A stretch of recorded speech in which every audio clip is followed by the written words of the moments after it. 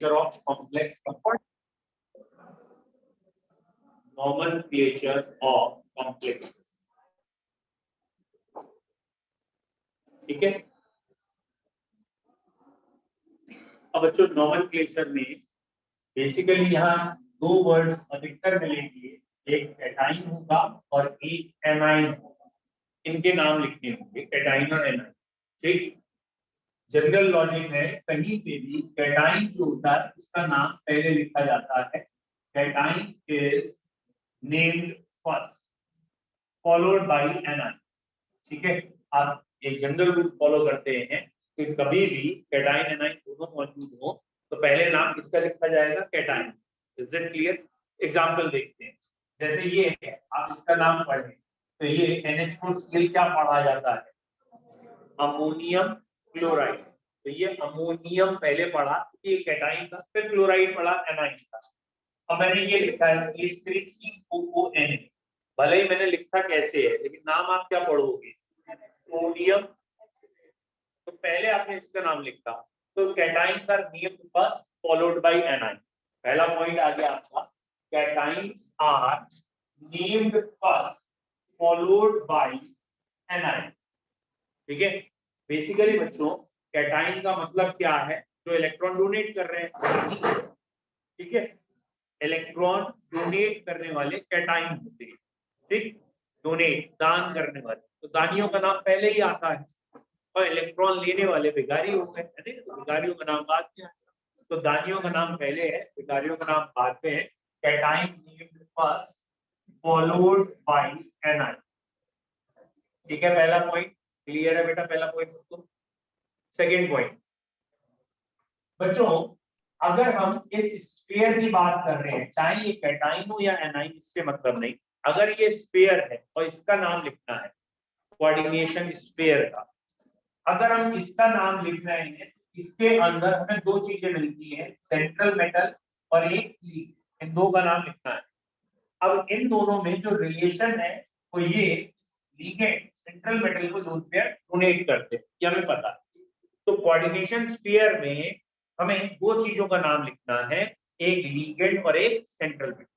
Point समझ में आया? पहला पॉइंट था कैटाइन का नाम पहले लिखेंगे, एनाइन का नाम बाद में लिखेंगे। अब दूसरा पॉइंट हम पढ़ रहे हैं कि जब भी हम कोऑर्डिनेशन स्फीयर के अंदर नाम लिखने की कोशिश करेंगे तो हम पहले नाम किसका लिखेंगे।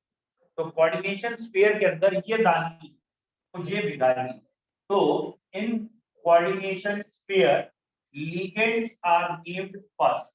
जब भी कोऑर्डिनेशन स्फीयर के अंदर जाएंगे तो लिगेंड का नाम पहले लिखेंगे। In coordination sphere ligands are named first then central metal. Coordination sphere के अंदर लिगेंड का नाम पहले लिखिएगा, फिर सेंट्रल मेटल का लिखेंगे।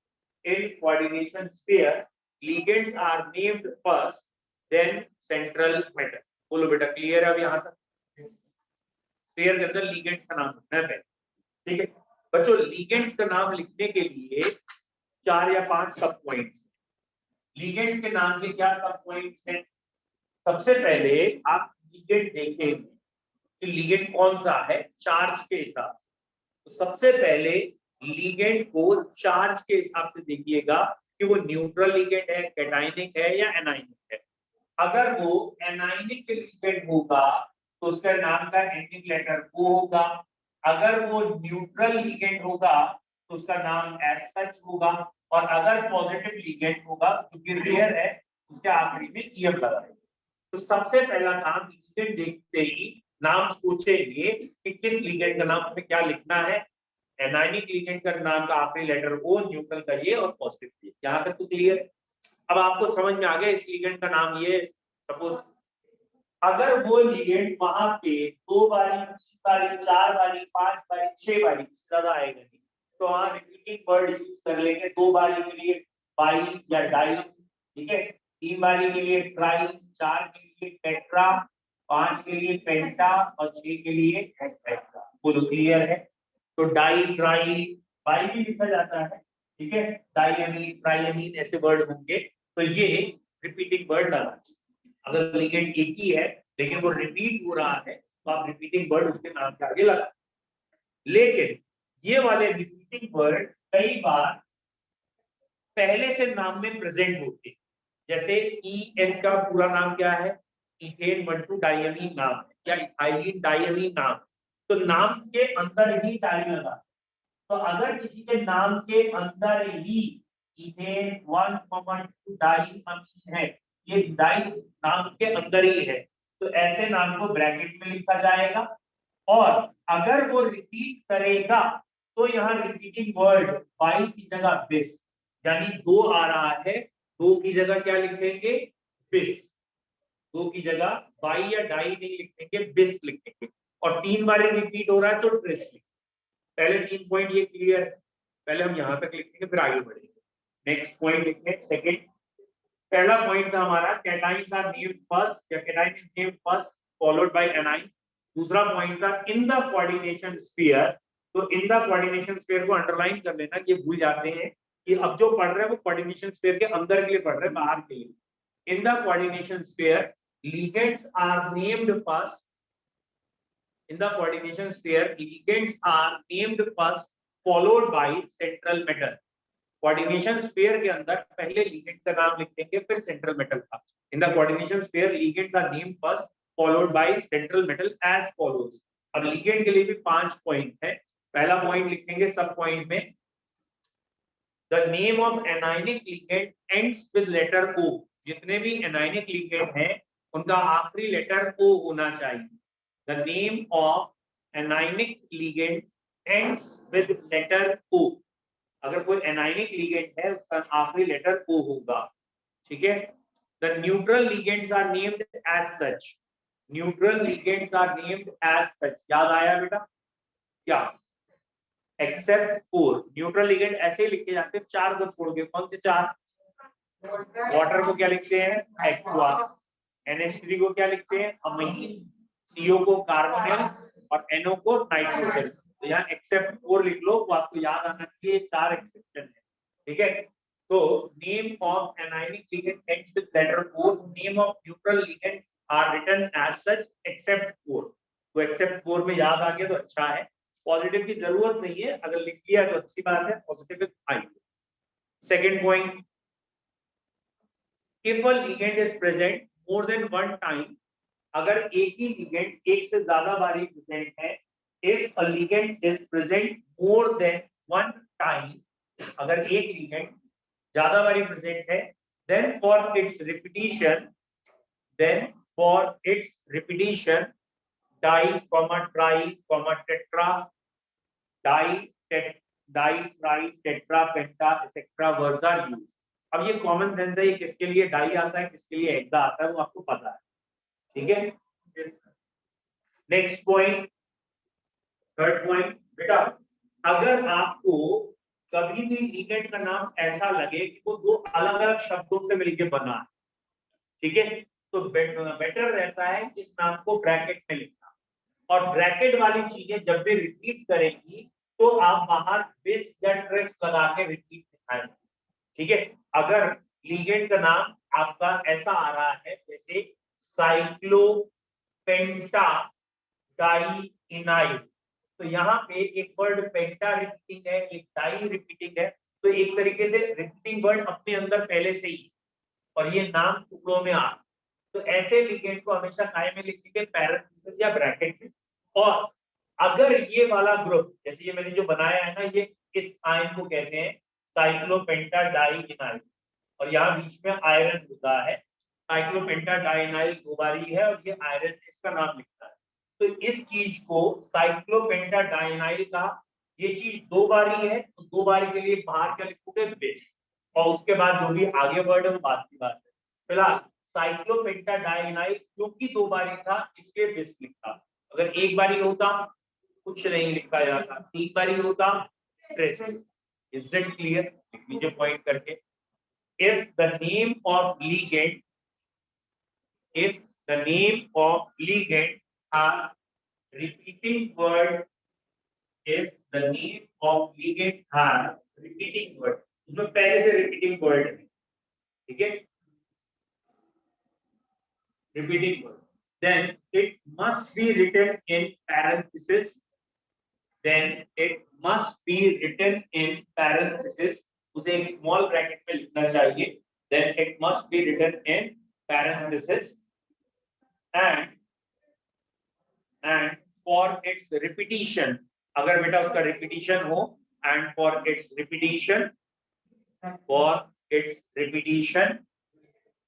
BIS bis dash लेके 2 times के लिए, trace 3 times के लिए, ठीक है।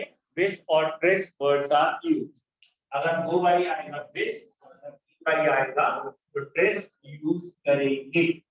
then for its repetition bis और trace words are used, ये डिपेंड करेगा कि वो 2 बारी है या 3 बारी।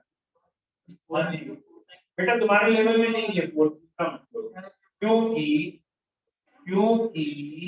बेटा आपके लेवल में कोऑर्डिनेशन नंबर 6 तक ही आ सकता है, हाइब्रिडाइजेशन sp3 d3 तक ये हमें पता है, 6 या 7 तक इससे और अच्छा जितने भी रिपीटिंग वाले आएंगे उनका इंटेंसिटी लोन पेयर कितने देंगे, वो 2 देंगे, तभी तो रिपीटिंग वाले वर्ड पहले से है उनमें, तो वो या तो 2 लोन पेयर डोनेट कर रहे होंगे या 3 कर रहे होंगे। अब प्रैक्टिकली सोचो सेंट्रल मेटल को एक ऐसा लिगेंड है जो कि 2 लोन पेयर डोनेट कर सकता है, ठीक है, इसका नाम ए बी रख दिया, ये 2 लोन पेयर डोनेट कर सकता है, तो ज्यादा से ज्यादा ये कितने लगे होंगे, 3 लगे होंगे ज्यादा से ज्यादा, क्योंकि हमारे कोर्स में 6 से ज्यादा का कोऑर्डिनेशन नंबर नहीं। Is it clear? तो जब 6 से ज्यादा का नहीं है तो ये वाला जो है ज्यादा से ज्यादा 3 बार आएगा, 7 तुम्हारे लेवल में 3 से ज्यादा है, ठीक है। बाकी तुमने जो पूछा था वो भी बता देता हूँ, इन्होंने पूछा ये 4 बार आएगा तो इसका नाम क्या लिखा जाएगा, अगर 4 बार आएगा तो इसका नाम लिखा जाएगा टेट्राकिस, लेकिन इसमें एस एक ही बार है, ठीक है, तो इसमें टेट्राकिस आएगा, लेकिन तुम्हारे लेवल में नहीं, तुम्हारे लेवल पे तो यही तक हुआ विद और ट्रेस, ठीक है, ये हायर लेवल की बात है, ठीक है, अभी आप दिस और ट्रेस तक ही रहेंगे। Is it clear? चलो मिटा दीजिए प्लॉट क्या, ठीक है, नेक्स्ट। ओ अब क्या हुआ, चलिए लौट गया। नेक्स्ट, अगर बेटा अलग अलग लिगेंड मौजूद है, ये तो अभी तक होमोलेप्टिक की बात हुई, एक ही लिगेंड है बेटा, बात नहीं, अगर अलग अलग लिगेंड है, यानी यहाँ सेंट्रल मेटल के बाद 3 या 4 लिगेंड, यूजुअली ये सारे के सारे अल्फाबेटिकल ऑर्डर में ही लिखते होंगे यहाँ पे, और इसलिए पहले इसका नाम लिखना फिर इसका अल्फाबेट। जो थोड़ा पुरानी बुक से पढ़ रहे होंगे या पहले की थोड़ी कहीं देख लेंगे, वहां ये लिखा हुआ था पहले नेगेटिव लिगेंड का नाम लिखना चाहिए, फिर न्यूट्रल का, फिर पॉजिटिव का, लेकिन ये नॉमेनक्लेचर अब खत्म कर दिया। अब चार्ज के बेसिस पे कोई डिस्क्रिमिनेशन नहीं, कोई भी लिगेंड हो बस उनको उनके नाम के अल्फाबेटिकल ऑर्डर में ही लिखना है, IUPAC, ठीक है, लिख लीजिए। If different ligands are present, if different ligands are present, then they are named in, if different ligands are present, then they are named in alphabetical order. If different ligands are present, then they are named in alphabetical order. अगर अलग अलग ligand है तो alphabetical order में ही लिखने चाहिए। Comparison कभी repeating word से मत करना, जैसे मान लिया वाटर 2 बारी या वाटर 3 बारी और क्लोरीन 1 बारी, तो इसका नाम ऑब्वियसली आप लिखोगे तो ट्राई एक्वा, और इसका नाम क्लोराइडो या क्लोरो भी लिख सकते हो ये, तो यहाँ इस लेटर से कंपैरिजन नहीं करना है, इसका नाम एक्वा है और वो 3 बार के लिए आपने ट्राई लिखा है, तो एक्वा एक्वा एक्वा लिखना पड़ता, तो नाम तो इसका एक्वा है, तो इस ए लेटर से ही कंपैरिजन होगा इसके सी का, ना कि इस टी और सी का कंपैरिजन करके इसे पीछे करो। Is it clear? तो अगर डिफरेंट लिगेंड है अल्फाबेटिकल ऑर्डर में लिखे जाएंगे और कंपैरिजन उनके नाम के पहले लेटर से डिक्शनरी रूल से होगा। Is it clear? कोई डाउट? 4 पॉइंट हो गए कि अगर अलग अलग लिगेंड है तो क्या लिखेंगे। 5वां पॉइंट जो सीबीएसई में कम आता है, आईएससी में 1-2 क्वेश्चन है, सीबीएसई में नहीं है, वो ये कि अगर 2 सेंट्रल मेटल है, जैसे यहाँ आयरन है, ये कोबाल्ट है और बीच में NH2 लगा है, ठीक है, या बीच में OH लगा है, ऐसे करके कॉम्प्लेक्स होते हैं जिसमें एक से ज्यादा सेंट्रल मेटल, तो बेटा इसके नाम से पहले म्यू वर्ड लगाना पड़ता है, तो इसका नाम अमाइड था तो म्यू अमाइडो कहलाएगा, इसका हाइड्रोक्साइड था तो म्यू हाइड्रोक्सो कहलाएगा। ठीक है, तो ये म्यू अमाइड म्यू हाइड्रोक्सो होता है। तो ये कब म्यू वर्ड लगता है? जब जब एक से ज्यादा सेंट्रल मेटल हो और ये वाला लीगेंड दो सेंट्रल मेटल के बीच में हो, दो से डायरेक्टली जुड़ रहा हो। Is it clear? देख लीजिए बेटा, इन लीगेंड को कहते हैं ब्रिज लीगेंड। ये ब्रिज है तो इन्हें ब्रिज लीगेंड कहते हैं। ठीक है, फॉर ब्रिज लीगेंड ब्रैकेट में, ब्रिज लीगेंड के बाद ब्रैकेट में a ligand which is connected with to central metals. For bridge ligand bracket में ligand which is connected with two central metal bracket close. The word mu is written in prefix. Bridge ligand के लिए एक word लगाना है prefix में mu. For bridge ligand word mu is written in prefix. इसके prefix में mu शब्द लगाएंगे। For bridge ligand word mu is written in prefix. ठीक है, ऐसे एग्जाम्पल जाने। ये हो गया लीगेंड के बारे में बात। ठीक है, नेक्स्ट है सेंट्रल मेटल। लीगेंड का नाम लिखने के बाद अगला नाम आपको किसका लिखना है? सेंट्रल मेटल का। ठीक है, सेंट्रल मेटल। बच्चों अगर बड़ी ब्रैकेट के ऊपर प्लस चार्ज है या बड़ी ब्रैकेट के ऊपर कोई चार्ज नहीं है, ऐसे केस में सेंट्रल मेटल का नाम एज सच लिखा जाता है। ऐसे केस में जो भी सेंट्रल मेटल का नाम है वही लिखते हैं। मतलब अगर आयरन है तो आयरन, कोबाल्ट है तो कोबाल्ट, निकल है तो निकल, सिल्वर है तो सिल्वर। लेकिन अगर ब्रैकेट के ऊपर माइनस चार्ज आता है तो सेंट्रल मेटल के नाम के आखिरी में एक वर्ड और लगता है। यानी आयरन ना लिख के फेरेट, आयरन का ज्यादा नाम हिट फेरियम या वहां पे फेरेट बोला जाता है तो फेरेट है, फेरस फेरिक से फेरेट। सिल्वर ना लिख के अर्जेंटेट, अर्जेंटेट ज्यादा कॉमन है, सिल्वरेट लिखोगे तो काटेगा कोई टीचर नहीं, बट अर्जेंटेट। जिंक के लिए जिंकेट, कॉपर के लिए क्यूपरेट, तो 8 वर्ड लगता है। अब बच्चों में गलती कहाँ होती है, कई बच्चों को ये 8 याद रह जाता है, वो हमेशा 8 लगा रहे थे, यहाँ भी हर जगह 8 लगा, और जिन्हें याद नहीं आता वो यहाँ पे भी ऐसा चले जाते। क्लियर? तो थोड़ा आपको एक कॉमन सेंस लगाना है कि 8 कब लगना है, जब कॉम्प्लेक्स कैसा होगा, एनायनिक, और अगर कैटायनिक या न्यूट्रल है तो वो ऐसा। अब एक बार फिर देखते हैं ऐसा क्यों। मतलब सेंट्रल मेटल तो एक ही है ना, जैसे यहाँ सिल्वर है यहाँ भी सिल्वर है, नहीं यहाँ तो अर्जेंटेट लिख के पढ़ो, वहां खाली सिल्वर लिख रहे, क्यों? बस सोचना चाहिए ना, ऐसा क्यों कि एक जगह हम 8 लिख रहे हैं एक नहीं लिख रहे। तो मोबाइल रहे तो समझ में आ जाए थोड़ा बहुत, है नहीं? बोलो भैया, बोलो, क्लियर हुआ? तो अब पॉइंट ये है, आप कोई नाम पहले किसी का बोल के देखें, जैसे ये इसका नाम बोलिए, सोडियम क्लोराइड ना, इसका नाम तुमने खाली सोडियम लिखा, इसे क्लोरीन क्यों नहीं लिखा? सोडियम क्लोरीन क्यों नहीं लिखा? क्लोराइड क्यों लिखा? जब एनाइन आ जाता है और वो एंडिंग होता है तो आइड आइड एट ये वर्ड याद आ रहा है। तो जब भी एनाइन होगा और उसका जो भी एंडिंग होगा उस एंडिंग में आइड आइड और एट होते हैं, कोई भी नाम देख लो, ठीक है, जैसे sodium acetate and so on. तो इसमें अब जरा लौट के आइए, ये कैटाइन है तो बाहर एनाइन होगा ही होगा, तो जब इसका नाम एनाइन आएगा तो उसमें आइड आ जाएगा। ये तो न्यूट्रल है, बाद में कोई आना ही नहीं है, तो न्यूट्रल में बात ही खत्म हो गई, मेटल है, मतलब एनाइन है ही नहीं कोई, क्योंकि ये आइन, ये जो वर्ड आता है आई आई एट वो एनाइन नहीं आता है। अब जब आप इसका नाम लिख रहे हो तो यहाँ कैटाइन का नाम लिख चुके हो, यहाँ आप लीगेंड का नाम लिख चुके हो, फिर आप सेंट्रल मेटल का नाम लिख रहे हो, तो आप एनाइनिक कॉम्प्लेक्स में सबसे आखिरी में इसका नाम लिख रहे हो, और एनाइन के आखिरी लेटर 8 होता है, आइड 8 आइड होता है।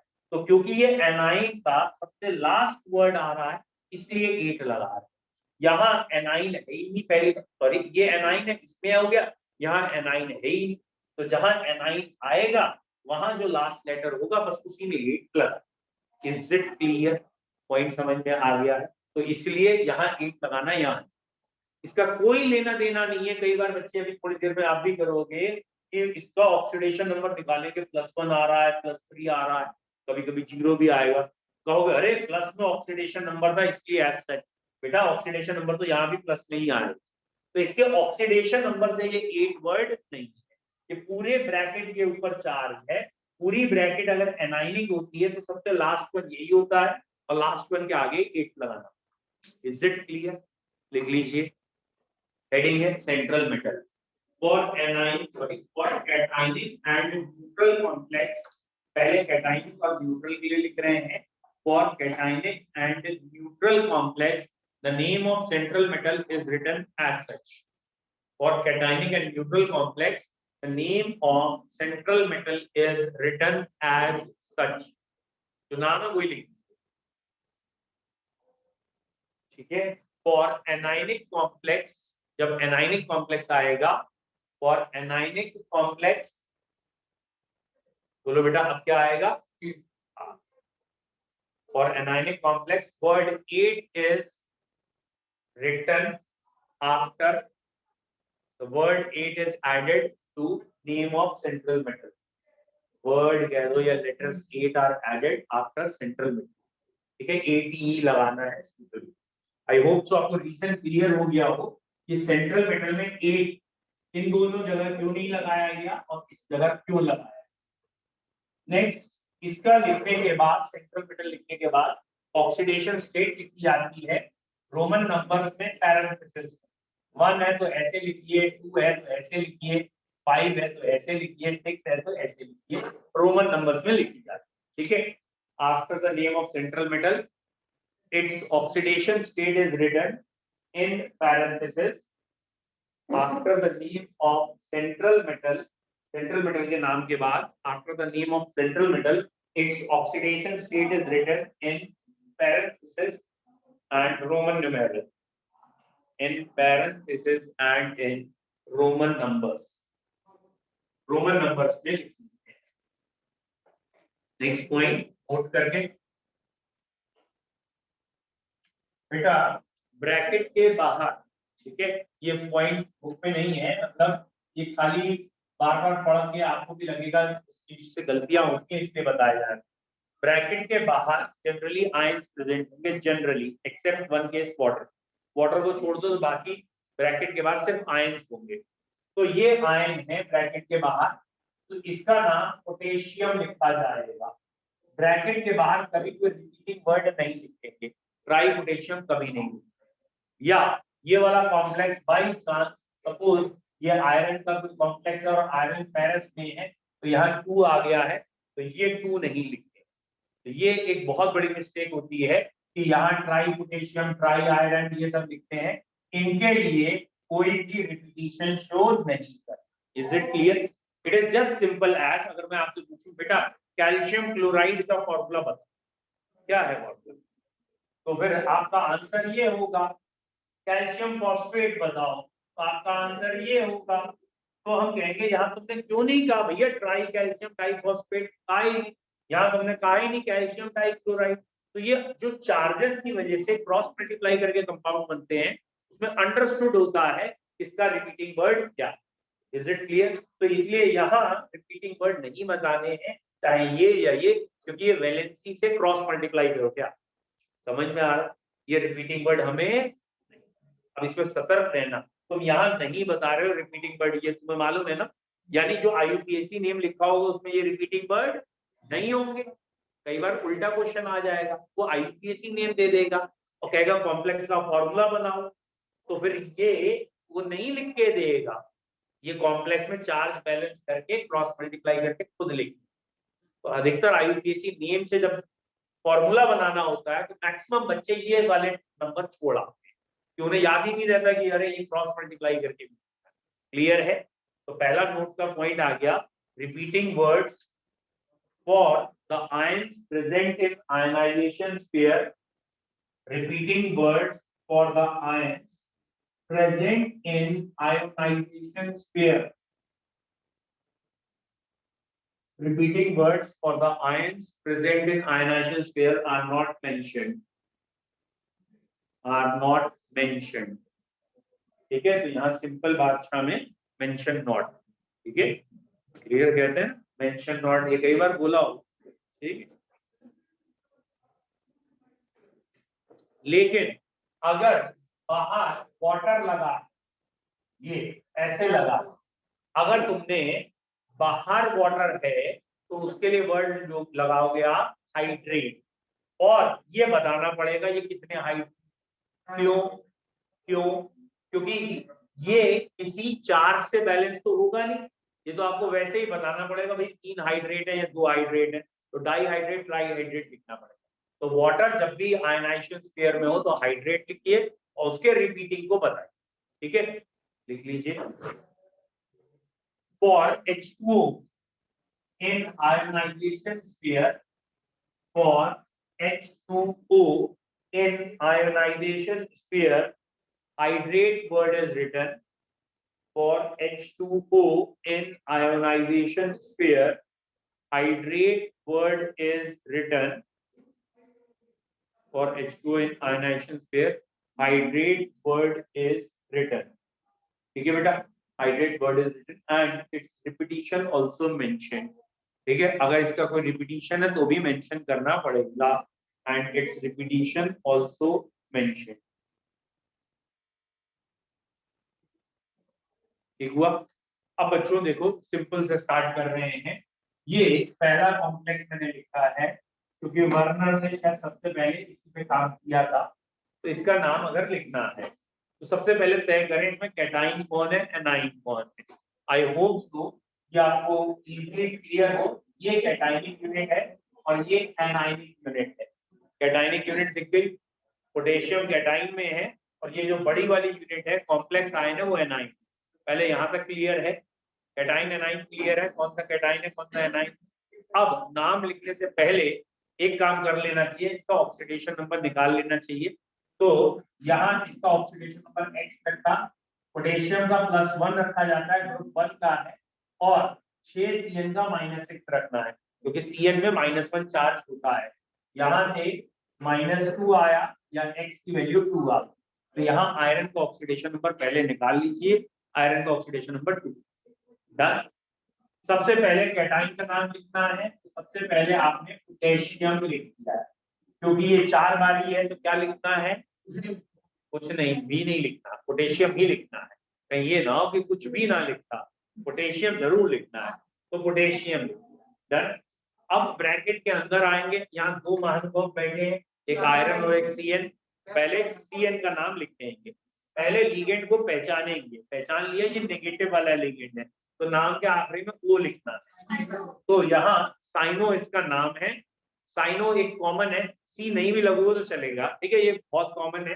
तो यहाँ आपने हेक्सासाइनो लिखना है, तो बहुत अच्छा है, तो हेक्सासाइनो सी लिख देंगे। ठीक है, तो हेक्सासाइनो इज इनफ। डन। अब किसका नाम लिखें, आयरन के लिए। आयरन के लिए क्या लिखें, वेरी गुड, अब की 8 लगा के लिखेंगे फेरिन, और इसका ऑक्सीडेशन नंबर रोमन नंबर में ऐसे। ठीक है, डन। यूजुअली ये कहा जाता है यहां से लेके यहां तक आपके लिए कोई भी बीच में स्पेस नहीं होना चाहिए, ये बुक्स में है मेंशन, बट फिर भी हम यही कहते हैं बच्चों को थोड़ा स्पेस देके लिखना, जिससे कि टीचर को ये दिख जाए भैया यहाँ से मुझे अगला शब्द चेक करना है, यहाँ तक ये नहीं तो मतलब एक तरीके से उसके साथ कौन सा गेम होता है सुडोकू, क्या पजल, जो इधर से वर्ड मैच करते हैं ना, हाँ क्रॉस वर्ड, ये मतलब ढूंढ बेटा कहाँ से कहाँ तक मेरा शब्द है। ठीक है, उसका टेस्ट क्लियर हो है तो एकदम साफ क्लियर हो जाए भाई यहाँ साइन हो, उसके बाद फेरेट थोड़ा अच्छा रहेगा चेकिंग। हेक्सा वर्ड बोलने में तो हेक्सा ही है, बाकी हम कोई दिक्कत नहीं है। हम क्या करेंगे ना, अभी हम उल्टे क्वेश्चन भी करेंगे, IUPAC ने बुक में दिए होंगे, हम उसको देखें, हम उनके IUPAC नेम को फॉलो करेंगे, वो तो सही IUPAC नेम दे रहे हैं ना, उससे स्ट्रक्चर बना रहे होंगे, तो उन्होंने हेक्सा लिखा होगा हेक्सा कर दिया। फिलहाल ए ही होता है, जहां तक हटा दीजिए, कोई डाउट। चलिए अब हम IUPAC की प्रैक्टिस कर रहे हैं बेटा, ऑब्वियसली बुक से ही करेंगे, ज्यादा बेटर रहेगा। बेटा एक बुक दे देना मुझे, मैं आपको NCERT के क्वेश्चंस लिख रहा हूँ बोर्ड पे। बेटा पेज नंबर 250 के आसपास है, ठीक है। कॉमन सेंस की बात कर रहे हैं। अच्छा, तो इतना तो पता होना चाहिए इनऑर्गेनिक केमिस्ट्री चल रही है। अच्छा ये बताओ, वैसे मुझे कोई दिक्कत नहीं है, आपने पार्ट 1 पार्ट 2 पूछा क्योंकि आप मोबाइल में देख रहे हो। प्रॉब्लम ये है पिछले 40 मिनट से आप मोबाइल देख रहे हो, तो अभी तक देख क्या रहे थे? नहीं नहीं, अभी तक क्या देख रहे थे?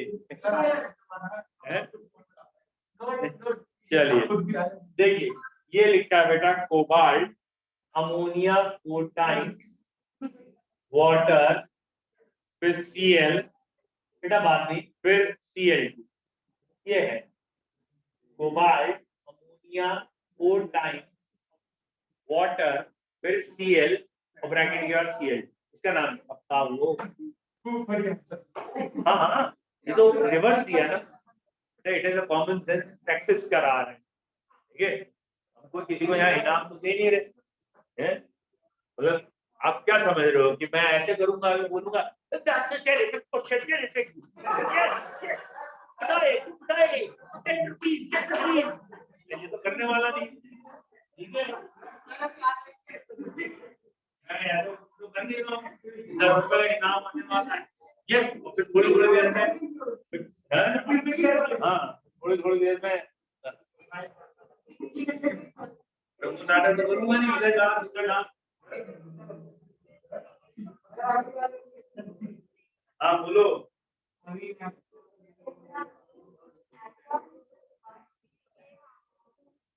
आपने हेक्सामीन, एक्वा, अच्छा टेट्रामीन, क्लोरो की जगह क्लोराइडो ही बोला, क्लोराइडो, हाँ आगे कोबाल्ट 3 क्लोराइड, वेरी गुड, ठीक है। Tetrammine, aqua, क्लोराइडो, cobalt 3 chloride, NCERT का आंसर पढ़ रखा ये। अब पता है ये क्वेश्चन, अब एक बार आप क्वेश्चन देखो, ठीक है, मतलब सॉरी क्वेश्चन कह गया, आप आंसर देखो अपना। अब ये सोचो इस आंसर से ये कॉम्प्लेक्स जब बच्चा बनाएगा तो क्या गलती कर सकता है। आई होप तो आपको समझ में आ जाए। ये 2 लिखना भूल जाए, वो क्या करेगा, हेक्सामीन भी सही, सॉरी टेट्रामीन भी सही जगह लगाएगा, सारे नंबर सही जगह लगाएगा, ये 2 लिखना रह जाएगा। क्यों? क्योंकि वो चार्जेस की कैलकुलेशन नहीं करता, वो ये नहीं करता कि इसके ऊपर चार्ज क्या है, ये -1 है तो ब्रैकेट में चार्ज 2 आ रहा है, क्लोरीन पे 1 होता है, क्रॉस मल्टीप्लाई करके बनाना है। तो एग्जाम में जो अधिकतर गलती हो जाती है कि नाम से जब सिंबल बनाते हैं तो ये वाला 2 लिखना रहेगा। क्लियर है पहला क्वेश्चन? अगला क्वेश्चन क्या हो गया बेटा? ये क्लोराइड है, ये तो लिगेंड थोड़ी है, और नाम जब एंड होता है तो आई डाई 8 पे होता है, यहीं पे हो रहा है, तो exam sorry tetrammine, aqua, क्लोराइडो, cobalt 3 chloride, ये नाम डन। अगला क्वेश्चन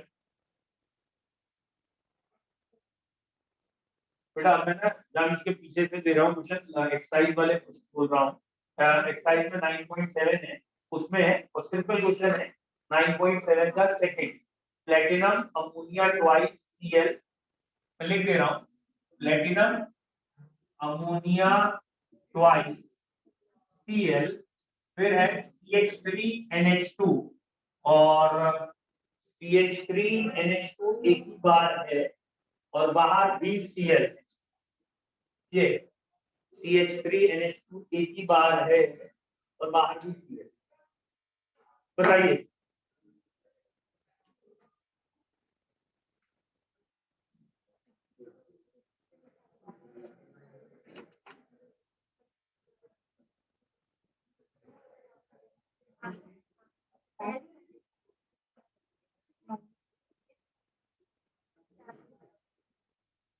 डन।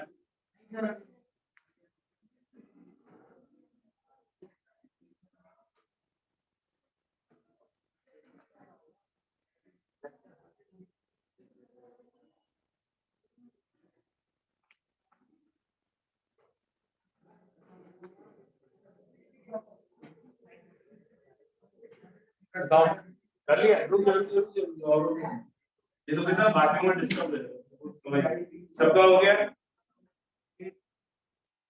डन। बेटा अब बोल बेटा दीजिए, diamine chlorido diamine platinum two chloride. Clear है, सभी को सही है?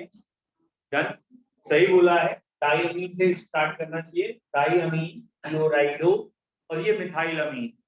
ठीक है, तो और इसको भी क्लियर कर लेंगे। मिथाइल अमीन भी दो वर्ड्स देखने में लग रहे हैं, तो अगर ऐसा पैरेंथेसिस तो नहीं, तो हम नाम लिख रहे हैं सर, नाम में थोड़ी कोई पैरेंथेसिस होता, वो तो कोई कॉमा नहीं होता, कुछ नहीं होता, नाम लिख रहे हैं, सॉरी। डायमीन क्लोराइडो, मिथाइल अमीन, प्लेटिनम सेकेंड क्लोराइड, प्लेटिनम के बाद ब्रैकेट में 2 क्लोराइड। किसी को डाउट है इसमें? बेटा नाम लिखते समय ब्रैकेट कहाँ यूज करते हैं? नाम लिखते समय ऊपरी, अभी एक बार मैं चेक कर लेता हूँ कि इन्होंने मिठाई किसी नाम से दिया है नहीं दिया। नाम लिखते समय शायद आईपीसी लिमिटेड पैरेंथेसिस का यूज रेयरली होता है। अगर ब्रैकेट नहीं किया हां वही देख रहा हूं सर उसी के पीछे। यस, हाँ बेटा अब बोला, अब पहले मैं इसका पिछले में देख लिया है। हाँ बेटा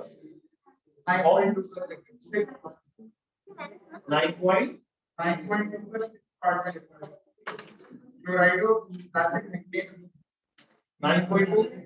अच्छा आप चेक कर सकते हैं और आंसर के टेक्स्ट पूछना। अच्छा ठीक है, आंसर ठीक, चल ठीक है। मिठाई अभी भी ब्रैकेट में लिखिएगा, जो भी नाम दो पार्ट में कंफ्यूज कर रहे हैं। देखिए बेटा दो तरीके होते हैं ऑक्सीडेशन नंबर निकालने के। पहला तरीका, ये एक्स रखिए, ये अमोनिया आपको मालूम है न्यूट्रल लिगेंड है, 0 रखिए।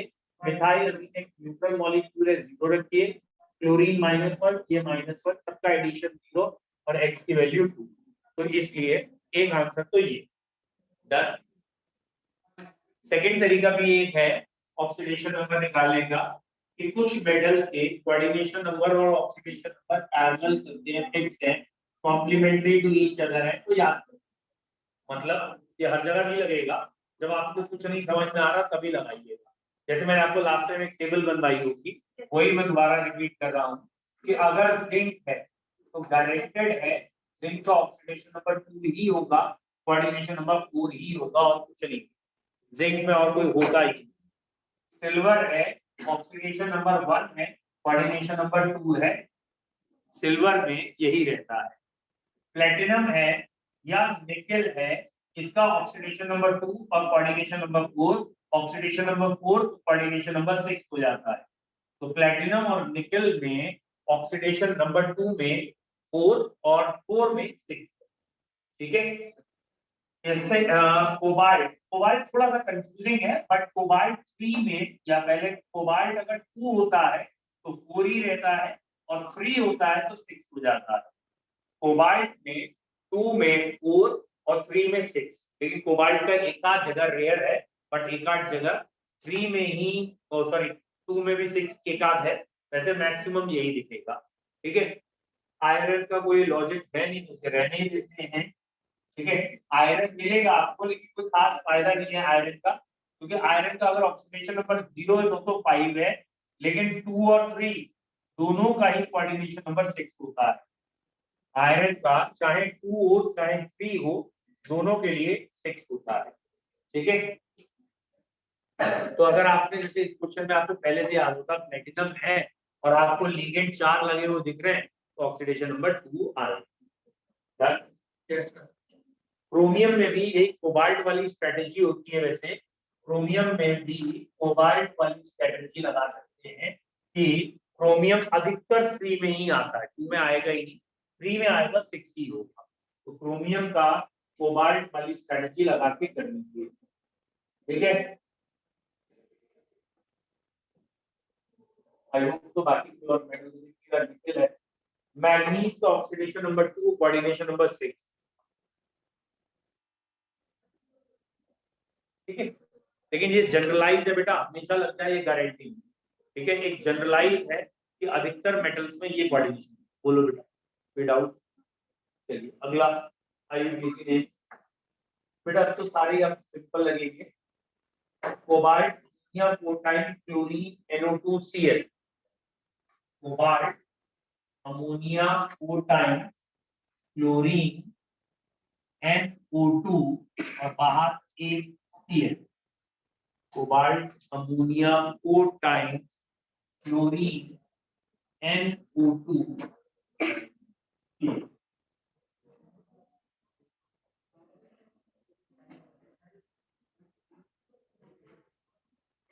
बताइए।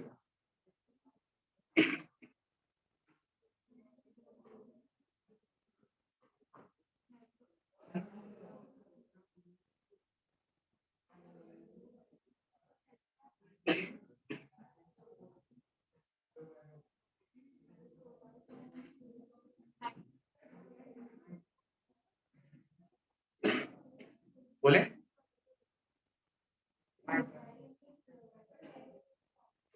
फिर से बोलो बेटा, मैंने पहले कहा था ये याद रखना होगा। NO2 नाइट्राइट आयन है, ONO में भी एग्जिस्ट करता है और NO2 में -1।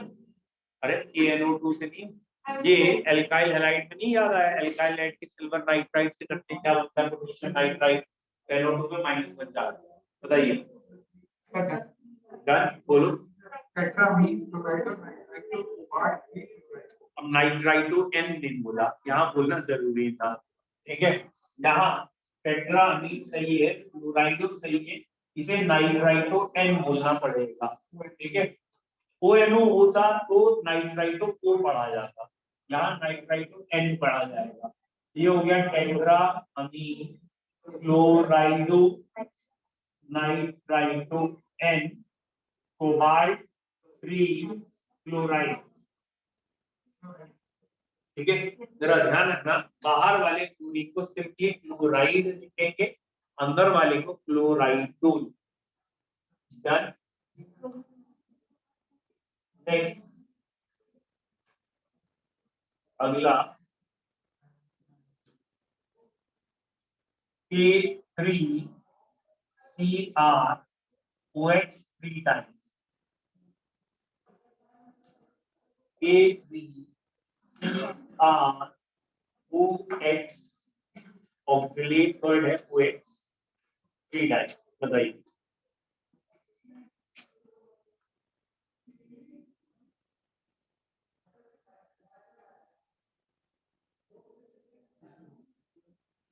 डन।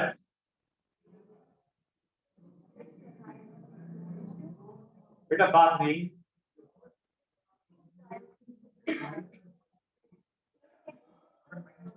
अरे बेटा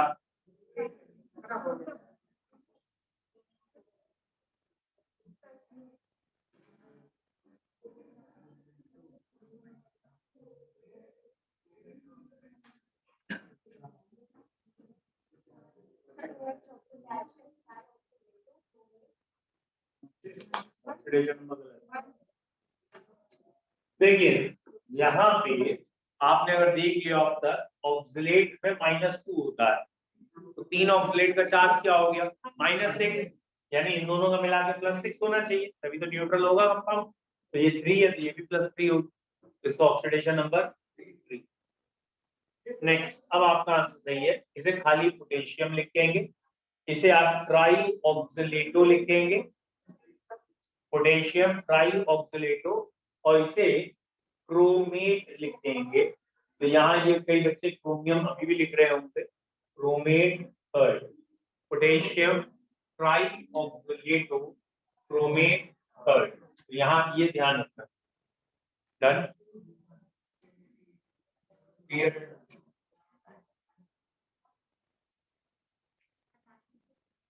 ठीक है, अब आप क्या करेंगे, कल आप IUPAC की प्रैक्टिस करके आएंगे, कल हम चेक कर लेंगे IUPAC, आपकी जो प्रॉब्लम्स है डिस्कस कर लेंगे कल से। फिर अगर IUPAC कर रहा है तो